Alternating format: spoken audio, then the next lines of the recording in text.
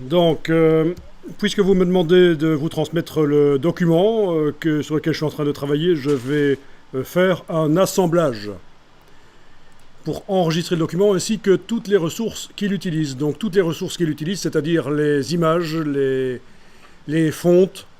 Donc, mais c'est nécessaire parce que si je vous donne juste le document InDesign, ben oui, vous arriverez à l'ouvrir. Mais toutes les images qu'il utilise, ce document, elles ne seront pas là. Donc le mieux à faire, et ça je vous conseille vraiment de faire quand vous transférez un document d'un ordinateur vers un autre, ou quand vous archivez votre document pour le réutiliser peut-être plus tard, il faut faire un dossier d'assemblage. Donc je suis en train de travailler sur le document multicolonne 12, dans mon cas. Voilà. Et je vais créer un dossier d'assemblage par le menu Fichier, Assemblage. Alors anciennement, on utilisait ça pour transmettre le document à l'imprimeur. Mais ça ne se fait plus, parce que ça pose trop de problèmes. De nos jours, enfin de nos jours, depuis 2000 à peu près, depuis 2005 à peu près, on transmet plutôt des PDF à l'imprimeur. Donc voilà, il y a encore des imprimeurs qui vont vous demander un dossier d'assemblage, mais c'est mieux de fournir un PDF, parce qu'au moins on est sûr que ça ne bouge pas. Les polices de caractère sont dans le PDF, ce sont celles que vous avez utilisées, ce n'est pas des polices que l'imprimeur aurait qui porteraient le même nom. Vous voyez, c'est de là d'où peuvent venir les problèmes. L'imprimeur qui recevrait un dossier d'assemblage, il ouvre le document, et la police dit « Ah tiens, j'ai la police qui est utilisée dans le document », sauf que ce n'est pas la même marque de fonte. Ça porte le même nom et le texte commence à bouger à cause de ça dans le document. Donc, alors que dans un PDF, pas de problème. Mais bon, ici, puisque je vais vous transmettre le document, je fais un assemblage. Assemblage.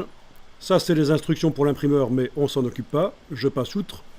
Et je vais donc enregistrer dans mon dossier le dossier d'assemblage qui va inclure les polices de caractère, sauf des polices en ligne, les images utilisées, graphiques, logos, tout.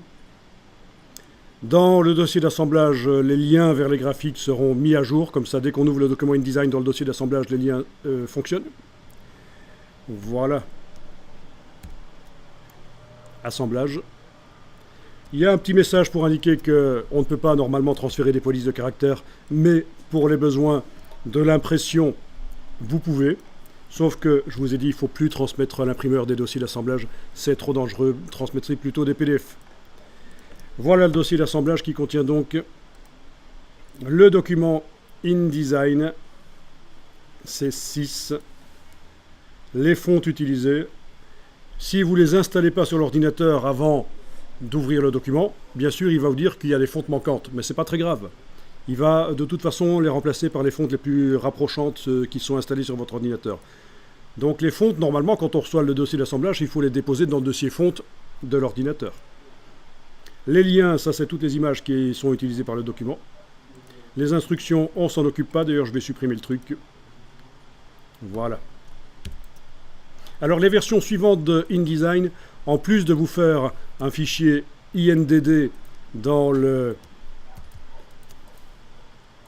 dossier d'assemblage, ils vont vous faire, les versions suivantes vont vous faire un fichier IDML qui permet d'ouvrir dans C6. Par exemple, je travaille dans CC 2015, je fais un dossier d'assemblage, en plus du INDD, j'aurai IDML qui permettra d'ouvrir dans C6 le document InDesign. Parce que le document InDesign, INDD qui vient de CC 2015 par exemple, ne sera pas ouvrable dans C6. Le IDML le sera. Mais ici on est dans C6, donc il n'a pas fait le IDML. Alors, pour vous le transmettre, il y a possibilité de l'envoyer par mail, mais c'est quand même déjà gros. 29 mégas, c'est pas sûr que ça passe. Et encore, parfois des dossiers d'assemblage de InDesign, ça prend des centaines de mégas. En tout cas, ce qui est sûr, c'est que pour que rien ne bouge entre mon ordinateur et le vôtre, je vais compresser. Donc, clic droit ici, compresser, sur le Mac. Je vais remplacer les espaces et les accents qui existeraient dans le nom. Remplacer ça par des tirets ou des underscores.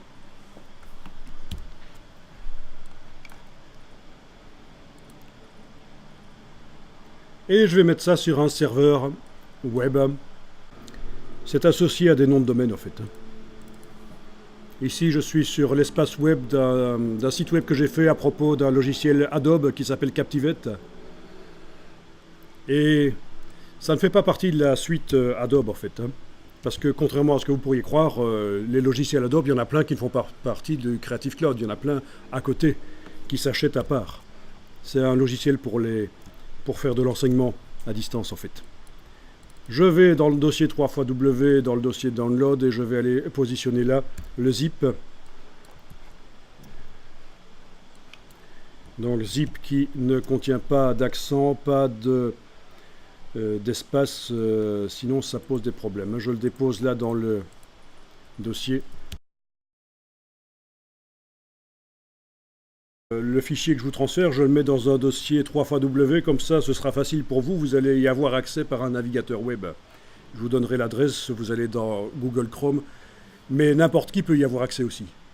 Mais bien sûr, j'aurais pu le mettre dans un autre dossier en dehors de 3xW, et là, je peux même mettre un mot de passe sur le dossier.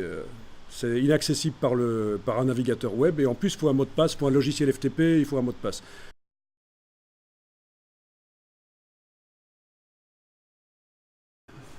L'adresse pour arriver à télécharger le fichier. Je suis en train de me dire que si mon premier serveur ne marchait pas, c'est sans doute parce que le réseau était trop lent. Ok, l'adresse, elle est là pour télécharger le fichier, mais je vais vous la réduire en utilisant Bitly. Il y a aussi Google qui propose un service pour réduire les URL, mais ça marche moins bien. Voilà. Donc ici, ceux qui le souhaitent vont pouvoir télécharger. Alors s'agit-il de 2i ou de L minuscules? Je vais le voir tout de suite en allant ici, coller ça avec une police de caractères différente. C'est un I majuscule. Donc cette adresse-là vous permet de télécharger le document que j'utilise avec toutes les images. Donc c'est le dossier d'assemblage.